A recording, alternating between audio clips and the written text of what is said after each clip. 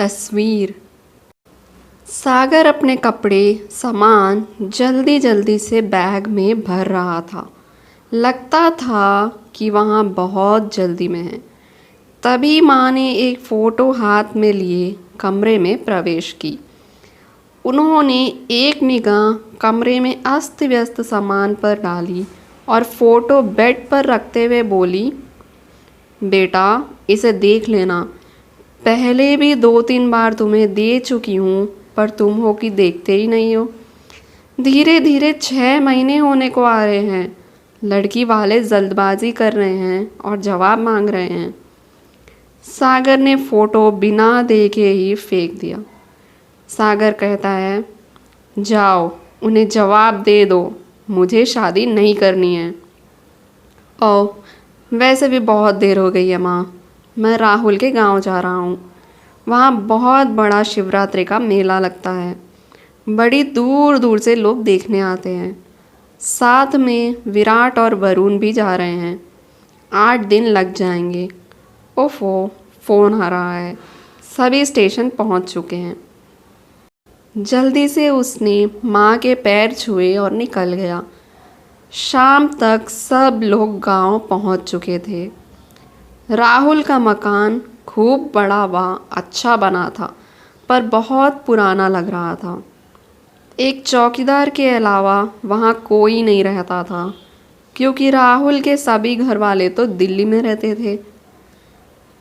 उनके आने का समाचार पहले ही मिल चुका था, इसीलिए पूरा घर साफ था। किचन की व्यवस्था चौकीदार ने ही संभाली थी। दूसरे दिन सुबह सभी तैयार होकर उत्सव देखने के लिए निकल पड़ते हैं।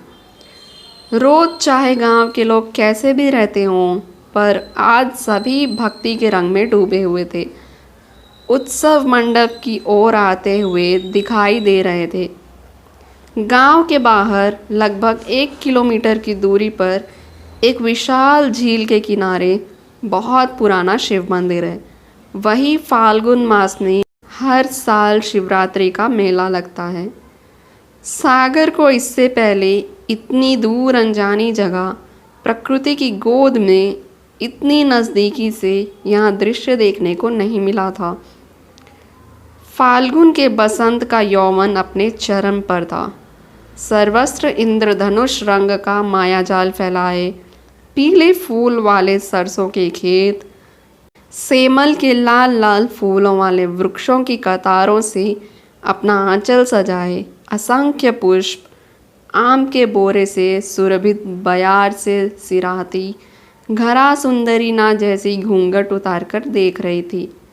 मंत्रमुग्ध सम्मोहित सागर इस सौंदर्य को आंखों में भरते हुए ना जाने कितनी दूर निकल गया था। तभी किसी की खिलखिलाहट से वहाँ फिर से होश में आ गया। अनजाने में चलते चलते झील के उस स्थान पर आ गया था जहाँ कई लड़कियाँ किनारे पर बैठी एक दूसरे पर पानी फेंकते हुए चहल पहल कर रही थी। तभी उसमें से एक लड़की कहती है, देख पंखुड़ी, आज तो भगवान की जमकर परिक्रमा करना, तेरे मन का मीत तुझे ज़रूर मिल जाएगा।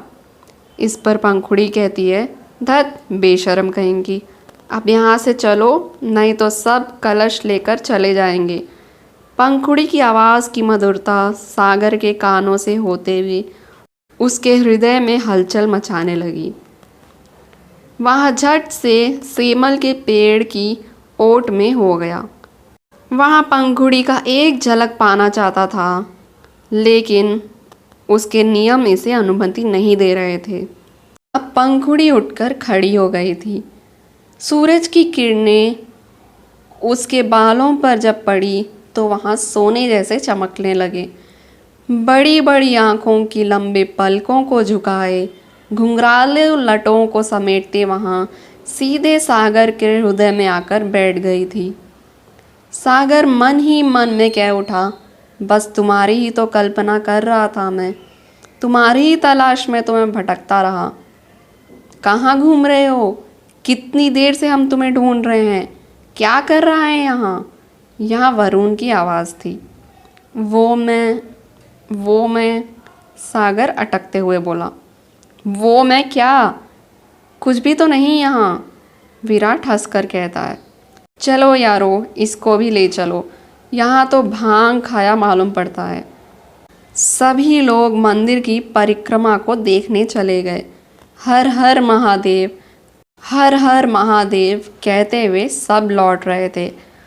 उसके बाद महिलाओं की एक टोली कोई गीत गाते हुए वापस गांव जा रही थी।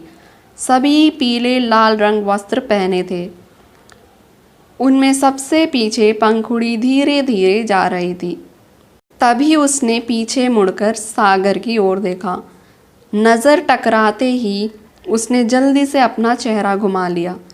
जाने में या अनजाने में पता नहीं, उनके गीत की आवाज़ धीरे धीरे धीमी होती जा रही थी, पर ऐसा लग रहा था कि जैसे गीत की टूटी हुई कड़ियाँ यहीं गूंज रही हैं। मेले में घूमते घूमते थक कर सभी लोग शाम को लौट आए। खा पीकर विराट, राहुल, वरुण सोने चले गए, पर सागर को नींद ही नहीं आ रही थी। आज सागर अपने भविष्य के बारे में सोच रहा था। इकलौता बेटा होने के कारण उसकी हर जिद पूरी हो जाती थी, जिसके कारण वहाँ ज़िद्दी भी हो गया था। जब भी उसके मन की कोई बात पूरी नहीं होती थी तो वहाँ गुस्सा हो जाता था और घृष्टता पर उतर आता था। कितनी उमंग अभिलाषा से माँ ने उसके विवाह का सपना संजोया था, उसे भी वहाँ बराबर तोड़ता आ रहा था। वो स्वतंत्र रहना चाहता था। वह कहता था कि अपने पैरों में भी बेड़ी डाल दूँ। अब इस अनजान लड़की के बारे में वहाँ अपने माता पिता को क्या बताएगा? क्या वह मानेंगे? मैंने कितनी बार उनका दिल दुखाया है। यही सोचते सोचते धीरे धीरे उसे भी नींद आ गई। दूसरे दिन अपने साथियों के साथ वो फिर उसी मंदिर में गया। वहाँ से उसके कदम फिर वहीं बढ़ते चले गए जहाँ पिछले दिन पंखुड़ी थी। आज उस जगह से कुछ दूर हटकर पेड़ों लताओं के बड़े से झुरमुट को साफ करके जगह बनाई गई थी। बाहर से कुछ ज़्यादा दिखाई नहीं दे रहा था, पर बीच में काफ़ी जगह थी। किसी नाटक का पूर्व अभ्यास किया जा रहा था। कुछ भी ना दिखाई देने के कारण सागर एक छोटे से जामुन के पेड़ पर चढ़ गया। हाँ, अब सब कुछ साफ दिखाई दे रहा है। उनकी बातचीत में उसे ये भी मालूम हो गया कि सहेलियाँ गौरी, मीनाक्षी और नंदिनी हैं। बहुत ही करुणा प्रसंग है। राधा कृष्ण के नाटक का मंचन किया जाएगा। राधा, कान्हा, कान्हा, कहाँ छुपे हो? सामने क्यों नहीं आते? कृष्णा, मैं सामने ही तो हूँ, तुम ही तो नहीं ढूंढ पाती हो। अचानक संतुलन बिगड़ने से धड़ाम की आवाज़ से सागर नीचे गिर जाता है। सभी लड़कियां एकदम हड़बड़ा जाती हैं और मामला समझते ही ठहाका मारकर हंसने लगती हैं। गौरी, देख पंखुड़ी, तेरा प्रेमी सीधे आसमान से आया है। बेचारा कब से तुझ पर डोरे डाल रहा है। मीनाक्षी, ज़रा हम पर भी नज़र डाल लो, क्या हम बुरे हैं? सागर ने देखा कि अब सबकी नज़रें उसी पर टिक गई हैं।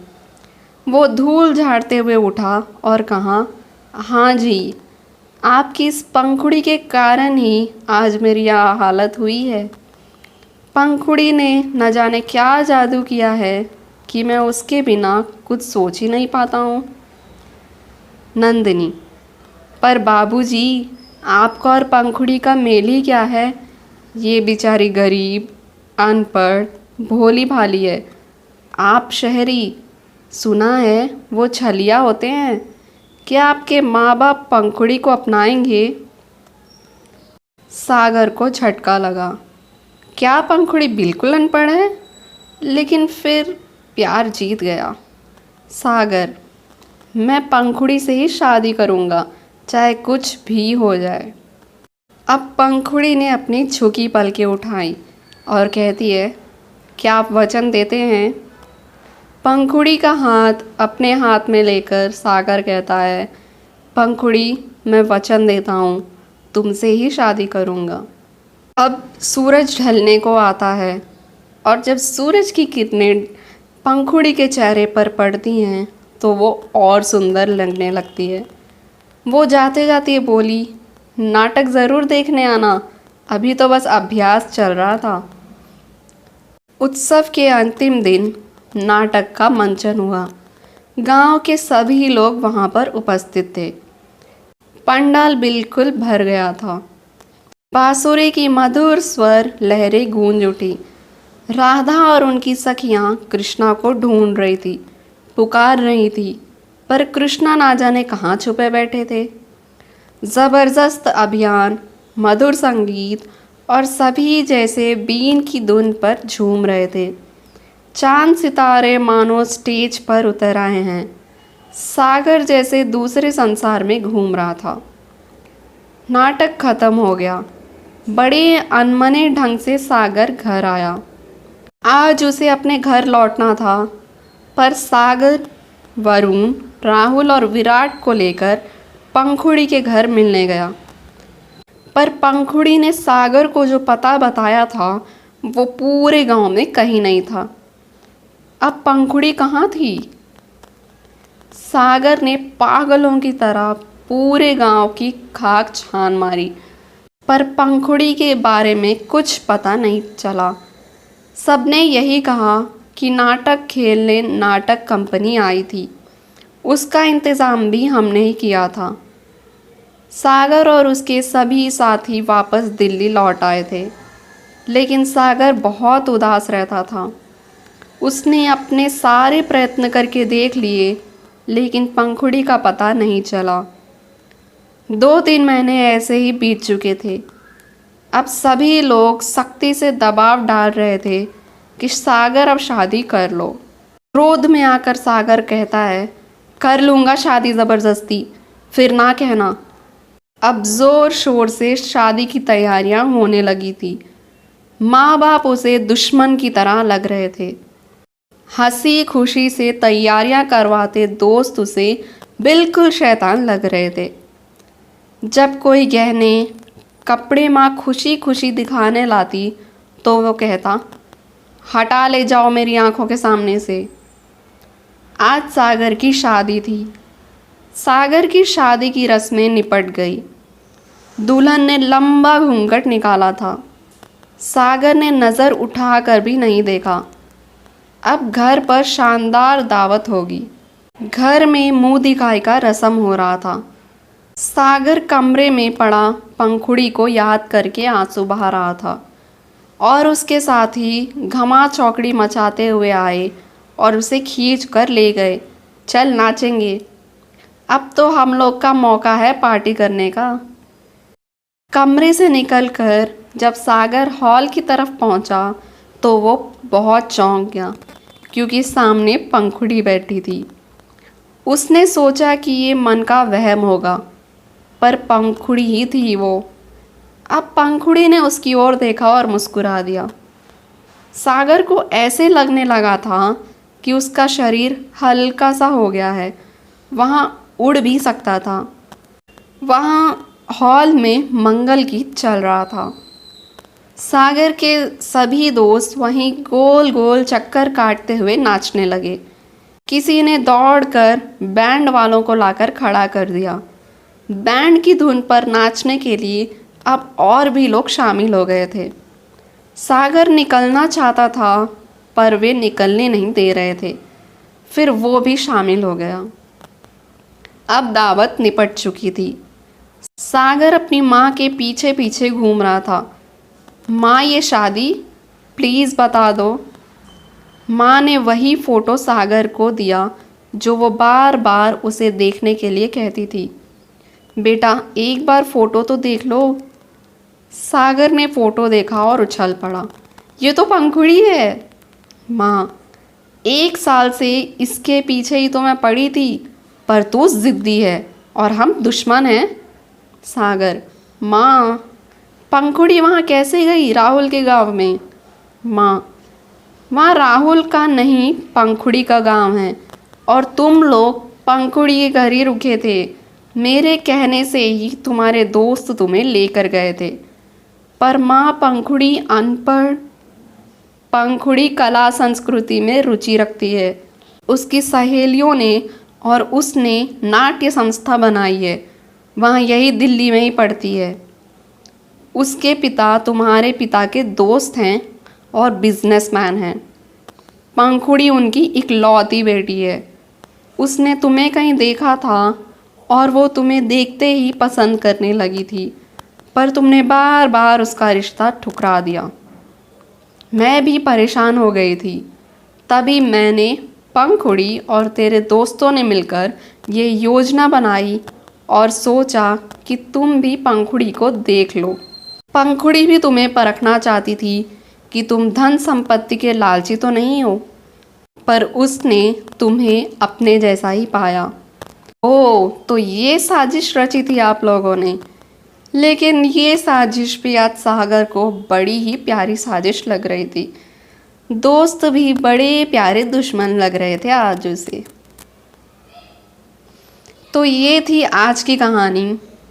आशा करती हूँ कि आप लोगों को कहानी अच्छी लगी होगी, और अगर अच्छी लगी हो तो चैनल को सपोर्ट कीजिए, सब्सक्राइब कीजिए, लाइक कीजिए और शेयर कीजिए। ये बिल्कुल मुफ्त है। आपका दिन शुभ हो। धन्यवाद।